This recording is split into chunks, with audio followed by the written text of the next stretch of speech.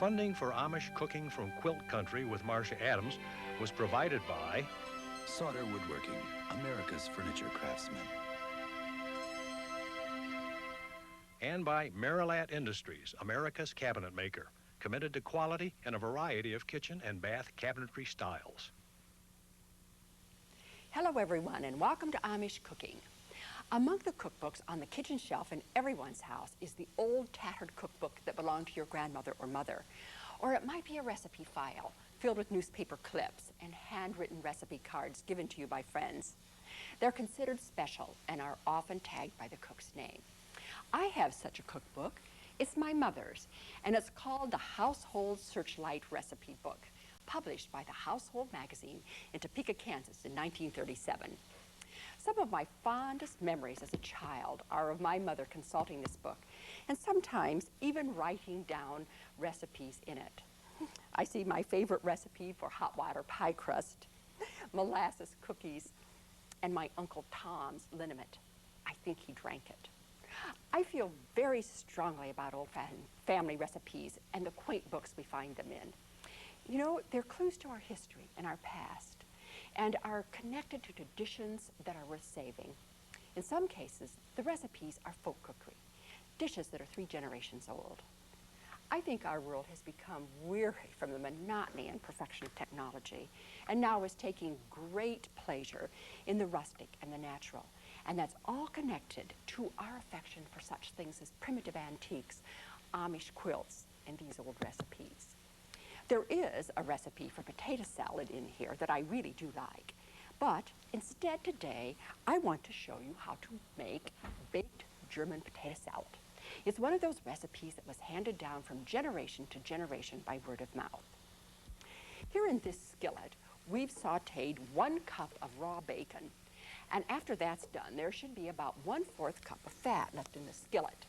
And add to that and saute 1 cup of chopped onion and 1 cup of chopped celery. Then we're going to make a roux. And that's a simple job, as you know, by adding 3 tablespoons of flour, 1/2 teaspoon of pepper, and 1 teaspoon of salt.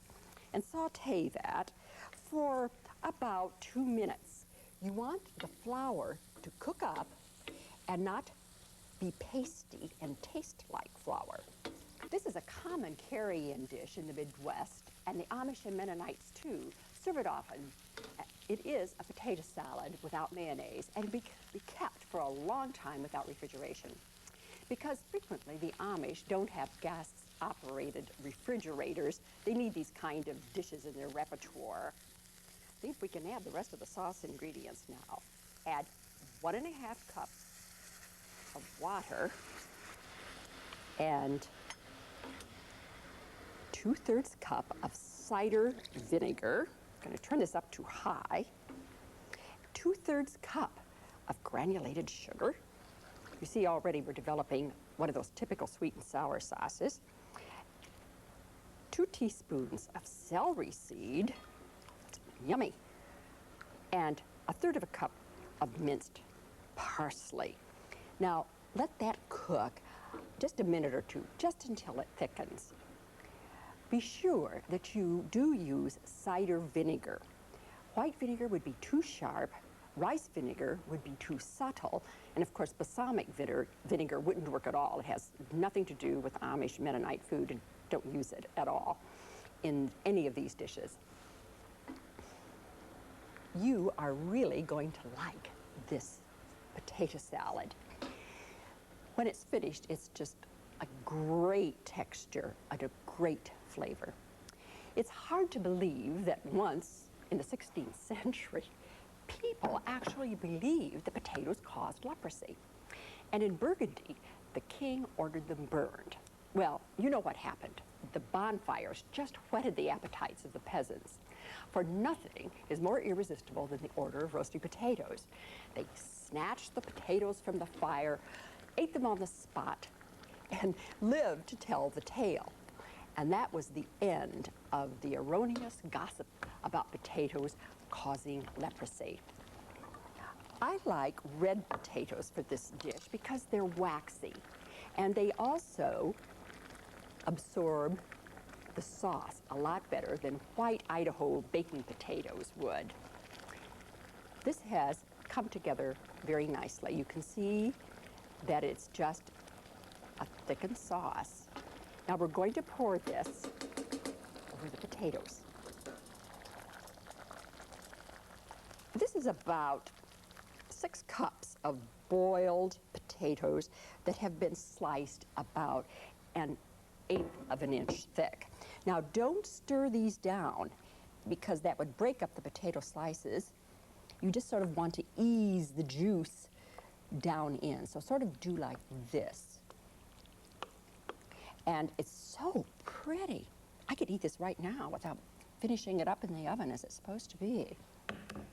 By the 18th century, potatoes were an indispensable food of the common people and were known as ground pears or earth apples. That's an appropriate term, I think. I almost wish we called them that today. This is what the German baked potato salad looks like when it's all finished. You can see the flecks of bacon and the little bits of celery seed, and you know this is a mouth-watering dish. Incidentally, the baked potatoes are to be baked in a 375-degree oven for 45 minutes. In many Amish households, potatoes are served 3 times a day and in many ways. One of the big advantages of that dish is that you can make it ahead of time, so that makes it perfect for entertaining, at least in my book. Recipe number 2 is called baked beans from scratch. You know, I've always wondered where the expression from scratch comes from. I've heard 2 explanations.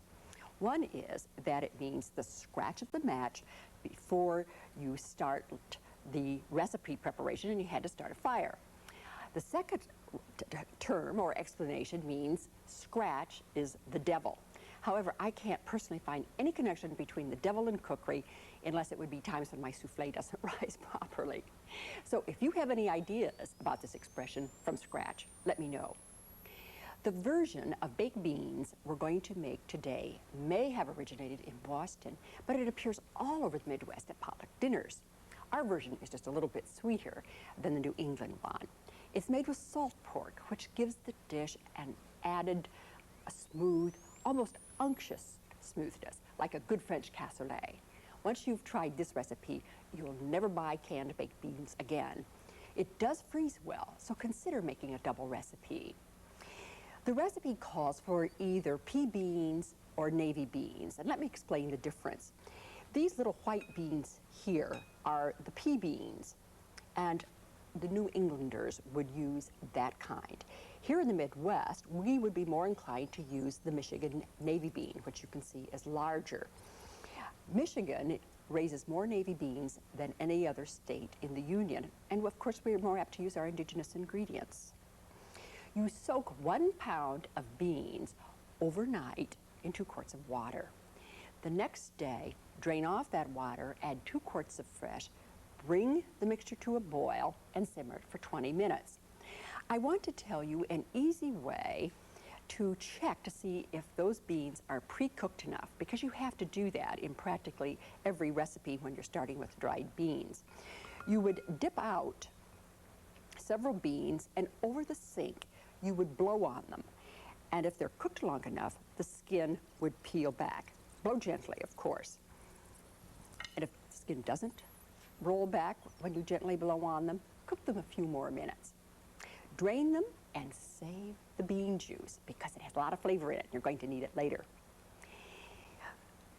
To the pre-cooked beans, we're going to add some very delicious ingredients. 1 cup of chopped onion and 2 tablespoons of brown sugar and 1/2 teaspoon of powdered mustard, 1/2 teaspoon of salt, and add some pepper too. The original recipe calls for molasses, but we're going to change it a little bit this time and add boiled cider. You may remember that we picked up this wonderful cider sauce, because that's actually what it is, when we were at the cider mill outside of Middlebury. And it really is just what it says. It's boiled cider. It's been boiled for a long period of time, and it's rather syrupy. It adds a real twang to these beans. It's absolutely most unusual and delicious. Add this now. So that's a total of 1 cup of sweetener You can well use, I might add, honey in these as well, but the molasses is most traditional. Stir this up. There. Going to get these beans into the pot. Look at this pot. I just love it. I got it for 25 cents at a garage sale about 10 years ago. We want to then add the salt pork. This is a very old-fashioned meat, as you well know, and it's a little bit fatty, but that's okay because it's the fat that helps give this flavor. You know, it's interesting that the colonists were the first to use salt pork in baked beans. Before that, the Indians pit cooked their beans in maple sugar and included a lump of bear fat. Put half of the salt pork at the bottom of the bean pot and then fill it up with these beans. We owe this dish to the American Indians. Originally, the Indians cooked the dish in a pit, and there were heated stones or embers in the bottom of the pit, and the steam cooked the food. In the beginning, and before pottery was developed for cooking, the Indians devised many ways for getting along without pots and pans. And one of the things that they used were buffalo stomachs. Imagine. I'm glad we don't do that today. Put another piece on top, and then we're going to add the reserved bean cooking water and add just enough to bring the liquid up to the top of the beans. 2 secrets about good baked beans.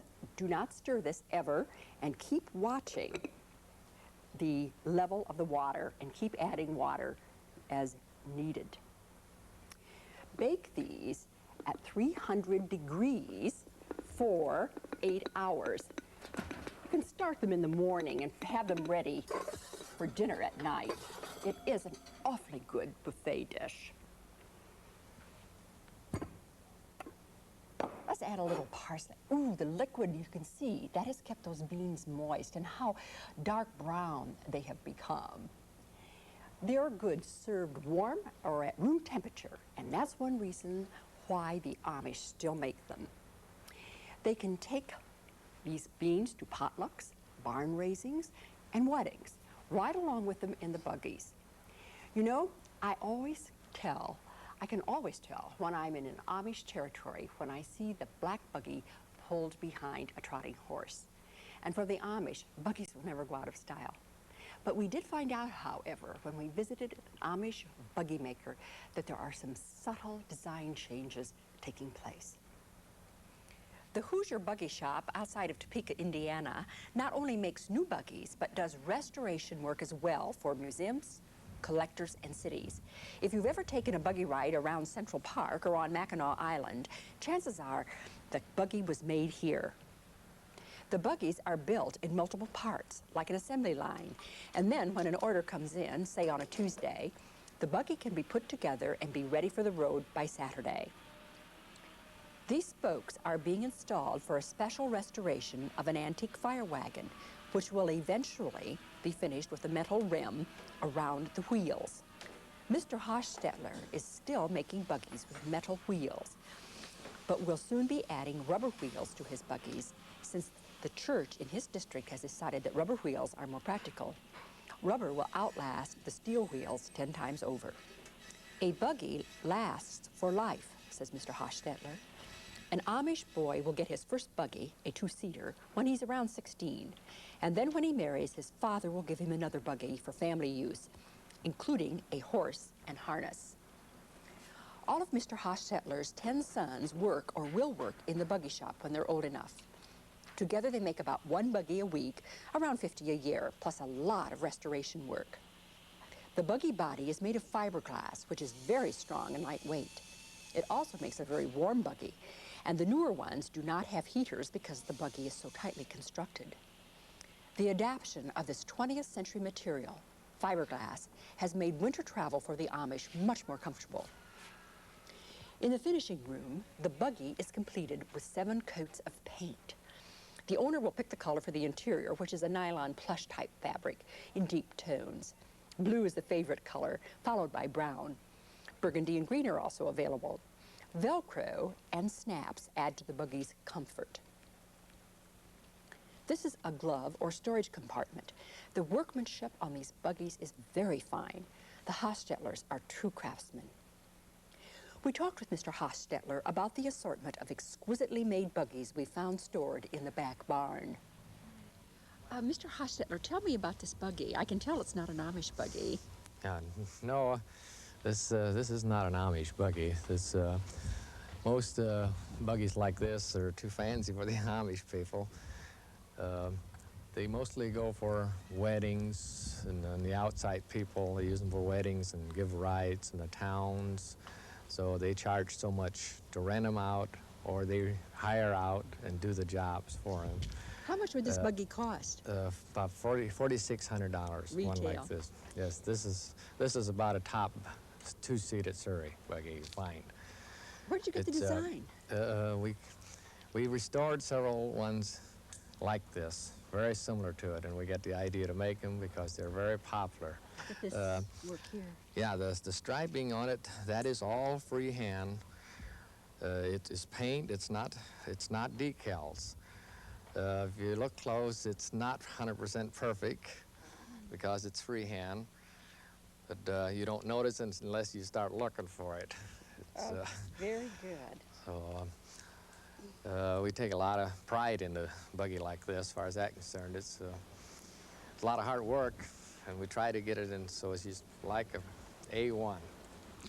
Marvelous. So I sometimes hate to sell buggies because I'm kind of attached to them, and but it's all life.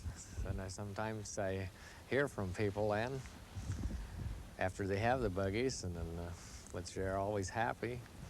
I'm glad for them. Mr. Hostetler obviously finds a great deal of personal satisfaction in his work. That's very typical of most Amish persons and is heartwarming to see. This next recipe is called Church Supper Ham Loaf. This would never be on an Amish menu after church, but Mennonites would serve it at their church suppers. Actually, ham loaf is a very popular dish all across the Midwest. Typically, the loaf is basted with a sweet and sour sauce. We begin by combining 1 pound of very lean pork, and that could be sausage, and 1 pound of ground ham, and that can be leftover ham if you like. And then we're going to add all sorts of good things.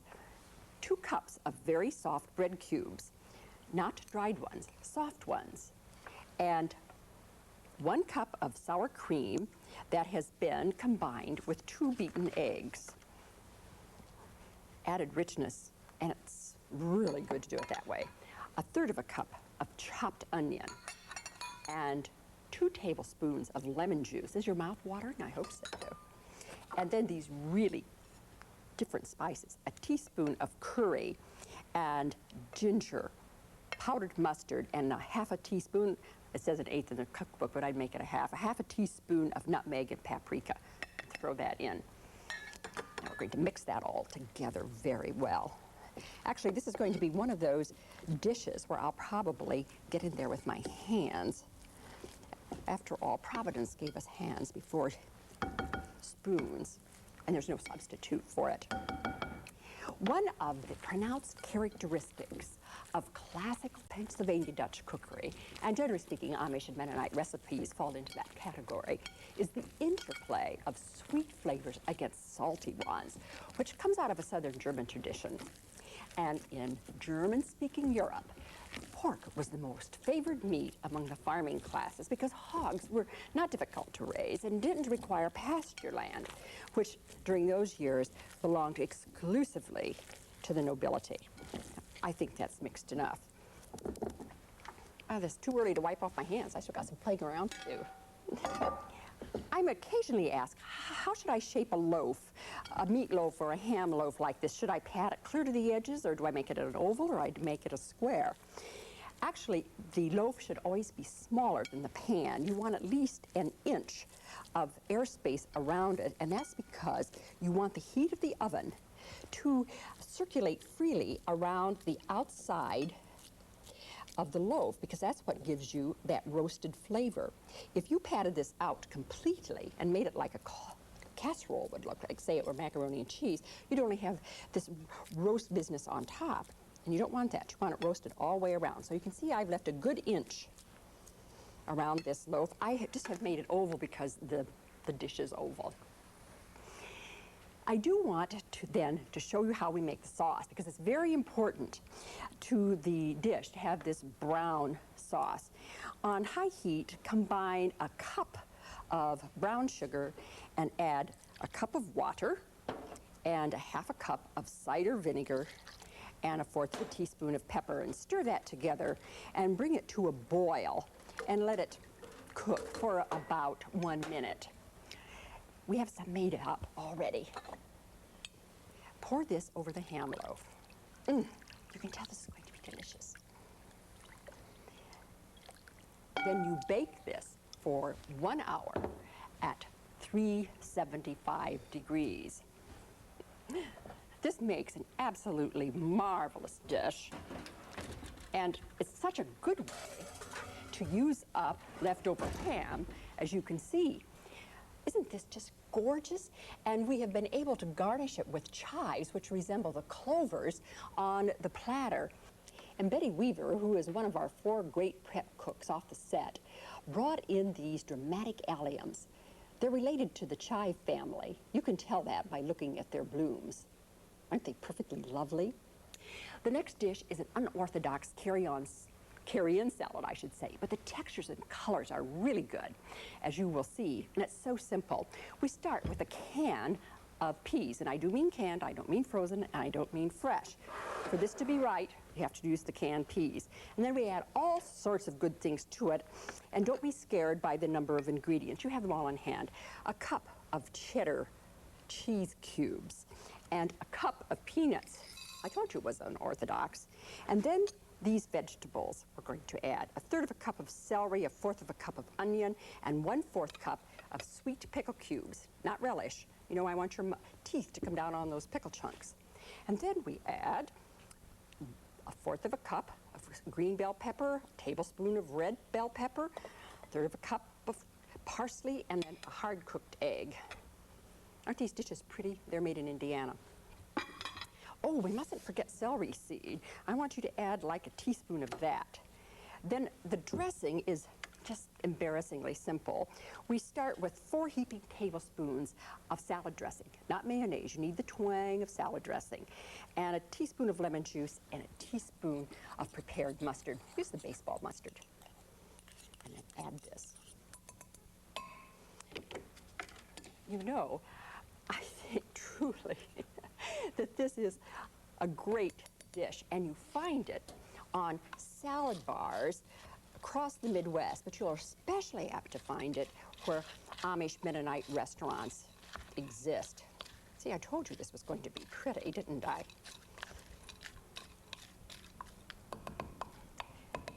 Now we're going to wipe this up a bit. You should always present food tidily. I could not live with myself if I let that leave my kitchen without being wiped up. Since it is a carry-in dish, let's put on this lid. That's a nifty dish for that. This is an underground salad known only to those who have been raised in the Midwest.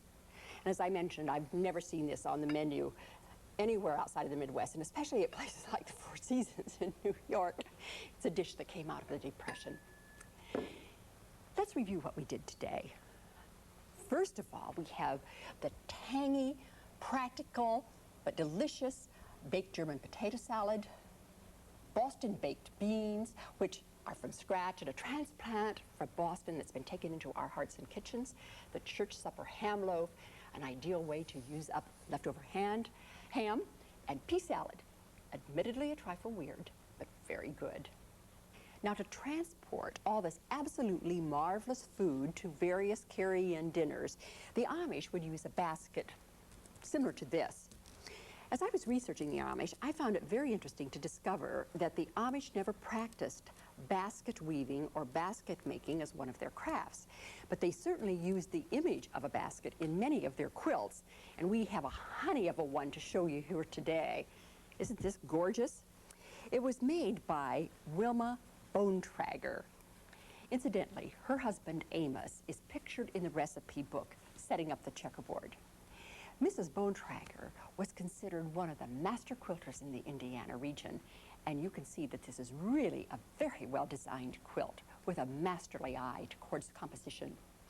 Notice that the edge here is very gently scalloped and edged with a touch of pink, most unusual for an Amish quilt.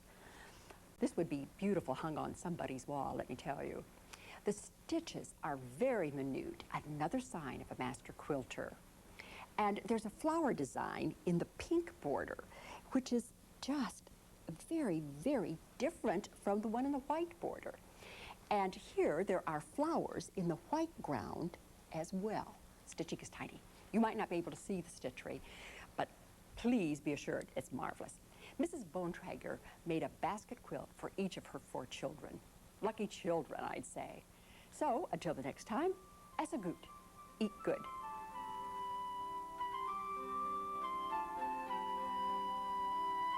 All recipes seen in this series are available in Marcia Adams' book, Cooking from Quilt Country.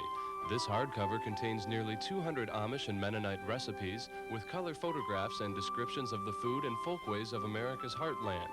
The cost of the book is $24.95 plus handling. Please have your credit card ready when you call 1-800-325-2667. Series 2 of Amish Cooking from Quilt Country is available on home video for $59.95 plus shipping. All 13 programs in this second series are compiled on 3 VHS cassettes. Call 1-800-325-2667 for credit card orders.